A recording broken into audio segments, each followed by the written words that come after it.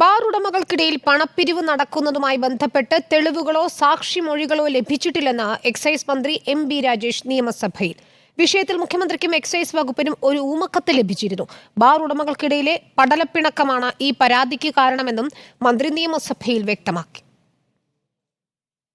ബാർക്കോട വിവാദത്തിന് മുൻപ് ബാറുടമകൾക്കിടയിലെ പണപ്പിരിവുമായി ബന്ധപ്പെട്ട മുഖ്യമന്ത്രിക്കോ എക്സൈസ് വകുപ്പിനോ പരാതി ലഭിച്ചിട്ടുണ്ടോ എന്നുള്ളതായിരുന്നു നിയമസഭയിലെ ചോദ്യം. ഒരു ഊമക്കത്ത് ലഭിച്ചെന്നും എക്സൈസ് വകുപ്പ് അന്വേഷണം നടത്തിയെന്നും മന്ത്രിയുടെ മറുപടി. പരാതിയിൽ ആരോപണങ്ങളിൽ കഴമ്പില്ലെന്നും എം.ബി. രാജേഷ്. ഒരു ഊമക്കത്തായിട്ടാണ് ആ പരാതി ലഭിച്ചിട്ടുള്ളത്. ആളും നാഥനുമില്ലാത്ത ഒരു പരാതിയാണ്. എന്നിട്ടും സർക്കാർ അത് സംബന്ധിച്ച് എക്സൈസ് കമ്മീഷണർ പരിശോധിക്കുകയുണ്ടായി.